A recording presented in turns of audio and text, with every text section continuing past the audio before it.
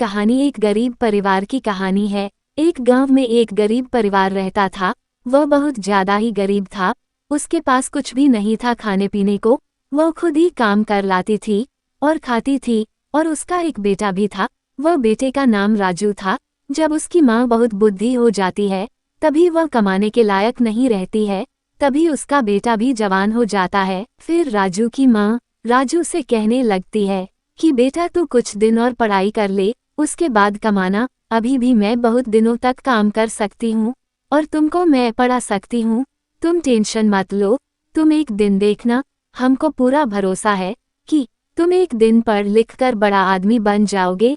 इसीलिए तुम सिर्फ पढ़ने पर ध्यान दो, काम धंधा के पीछे मत भागो। गांव वाले जो बोल रहे हैं उस पर तुम ध्यान मत दो, तुम सिर्फ पढ़ने पर ध्यान दो। जब तुम एक दिन पढ़कर बड़ा ऑफिसर बन जाओगे, तब गांव वालों को पता चलेगा क्या फिर पढ़ने से क्या फायदा होता है और क्या फायदा नहीं होता। इसीलिए बेटा तुम पढ़ने पर ध्यान दो। ठीक है माँ, आप टेंशन मत लो, मैं कोई जॉब की तलाश कर रहा हूँ। अगर मुझे कोई जॉब मिल जाए तो मैं वहाँ अपना काम शुरू कर दूंगा। मेरे दोस्त ने बोला है एक जगह बहुत अच्छी काम हो रही है जॉब की, और बहुत अच्छी सैलरी भी है उनकी। तो मैं सोच रहा हूँ कि वहीं जाकर के एक मर्तबा चेक कर लेता हूँ। अगर थोड़ी भी सैलरी मिल जाएगी मुझे तो मैं अपना काम वहीं पर शुरू कर दूंगा। फिर वह आदमी पैदल ही सफर करने लगता है अपने जॉब के लिए। लेकिन बहुत ढूंढने के बाद वह आदमी पहुंच जाता है अपने एड्रेस पे। और जैसे ही उस एड्रेस पर पहुंचता है, वैसे ही उसका मालिक उसको देख करके परेशान हो जाता है। आखिर क्या वजह है जो इतना गरीब लड़का मेरे पास आया है?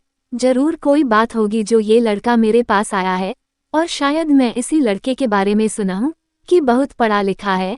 फिर वह मालिक को नहीं रहा जाता है, तो वह मालिक उस लड़के से पूछने लगता है, क्या हुआ बेटा, तुम बहुत परेशान लग रहे हो, और क्या नाम है तुम्हारा, कहाँ से आए हो तुम, और कोई काम है तो बोलो बेटा, मैं तुम्हारा काम करने के लिए तैयार हूँ। और वैसे भी तुम देखने में तो बहुत पढ़े लिखे लग रहे हो, और मैं शायद तुम्हारे बारे में ही सुना हूँ कि उस गांव का एक बच्चा है जो बहुत पढ़ा लिखा है। बेटा अगर तुम पढ़े लिखे हो तो मैं तुमको अपने ऑफिस पर काम दे दूंगा, और वैसे भी तुम्हारे गांव के मेरे ऑफिस में बहुत सारे बंदे आते हैं काम करने के लिए। तो बोलो बेटा। हाँ अंकल, मैं आपके पास के गांव का ही हूँ। हाँ, और मेरा नाम राजू है और मैं पढ़ा लिखा भी हूँ। मेरे दोस्त लोग ने आपके ऑफिस के बारे में हमको बताया था, इसीलिए मैं यहाँ आया हूँ आपके पास काम ढूंढने के लिए। अंकल मैं बहुत गरीब हूँ और मेरे घर में कोई नहीं, सिर्फ मैं और मेरी मम्मी रहती है। तो अंकल बहुत शुक्रिया होगा आप मुझे काम दे देंगे तो, क्योंकि बचपन से हमको मेरी मम्मी ही कमा करके खिला रही है। इसीलिए तो मैं अब बड़ा हो चुका हूँ और मेरी मम्मी ने मुझे बहुत अच्छे से पढ़ा लिखा किया है। अंकल आप चाहे तो मेरा इंटरव्यू ले सकते हैं।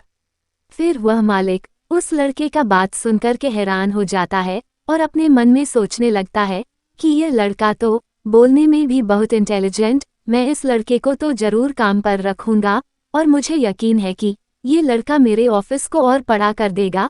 और वैसे भी बेचारा गरीब घर का है, और मेरा यह ऑफिस एक दिन बहुत बड़ा कंपनी में बदल जाएगा और लोग मुझे बड़े बड़े शहरों में जानने लगेंगे।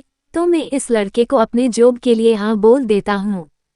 ठीक है बेटा, तुम इस जॉब पर कल से आना शुरू कर दो, और हाँ अगर आने जाने में कोई दिक्कत है तो कोई बात नहीं, मैं तुमको एक 4 व्हील दे देता हूँ और तुम इस 4 व्हील से रोज जॉब पर आना, और फिर यहाँ से जाना तो 4 व्हील से जाना। और अगर कोई दिक्कत हो आने जाने में तो तुम हमको बोल सकते हो, मैं तुमको कोई दिक्कत नहीं होने दूंगा। लेकिन बेटा तुम इस जॉब पर रोज आना, नहीं तो मेरा कंपनी आगे नहीं बढ़ेगा बेटा। इसी तरह कुछ दिन गुजर जाते हैं और वह रोज अपने 4 व्हील से अपनी कंपनी पर जाता और आता, और धीरे धीरे वह बहुत पैसा वाला बन जाता है और बहुत अच्छा घर भी हो जाता है उसके पास। और फिर वह अपने माँ को लेकर के हंसी खुशी जिंदगी गुजारने लगते हैं।